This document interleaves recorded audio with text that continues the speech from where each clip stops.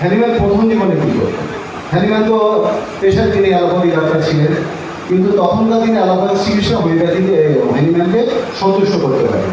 তিনি সেটাকে ছেড়ে দিলেন, ছেড়ে দিয়ে যা আমি হোমিওপ্যাথির ইতিহাসে যাব না, ছেড়ে দিয়ে তিনি হোমিওপ্যাথি চিকিৎসা শুরু করলেন। প্রথম দিকে উনি পুরুষ ওষুধ ব্যবহার করতেন, সরাসরি প্রকৃতি থেকে নিতেন বা সেটাকে একটুখানি এদিক ওদিক কায়দা করে উনি ব্যবহার করতেন। পরবর্তীতে উনি দেখলেন না, এতে সঠিক আরোগ্য হচ্ছে না। তিনি ল অফ সিমিলিয়ারিটিকে মানছিলেন, কিন্তু পুরুষ ওষুধ ব্যবহার করছিলেন।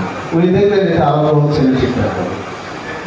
হ্যানিম্যান তখন দেখলেন, আজ থেকে কয়েকশো বছর আগে দেখলেন, তখন পুরুষ ওষুধে ঠিকঠাক আরোগ্য হচ্ছে না। কিন্তু আজকে কি আমরা পুরুষ ওষুধ ব্যবহার করি?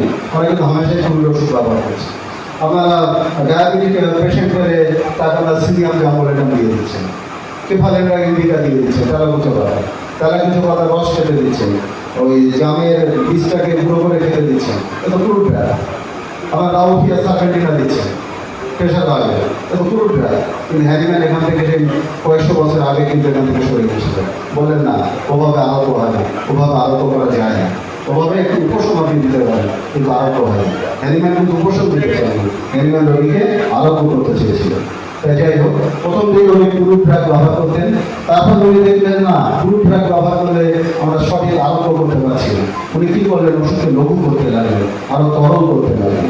তরল করতে গিয়ে উনি দেখলেন যে না, বেশ ভালো তো, মানে রোগটা সেরে যাচ্ছে, রোগীর নতুন কোনো কষ্ট তৈরি হচ্ছে না, কোনো বৃদ্ধি লক্ষণ আসছে না, রোগীর দেহে কোনো বিষক্রিয়া হচ্ছে না, বেশ ভালো।